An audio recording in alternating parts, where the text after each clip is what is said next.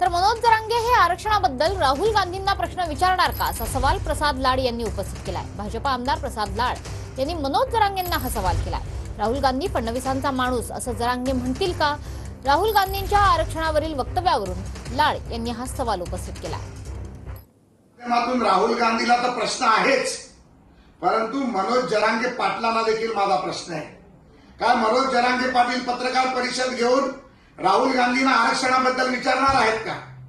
जर आरक्षण रद्द झालं तर ज्या आरक्षणासाठी भारतीय जनता पार्टी आणि महायुतीने संघर्ष केला, ज्या आरक्षणासाठी मराठ्यांना आरक्षण दिलं, तेच आरक्षण जर राहुल गांधी संपवणार असतील तर मनोज जरांगे पाटील राहुल गांधींच्या विरोधात पत्रकार परिषद घेणार आहेत का?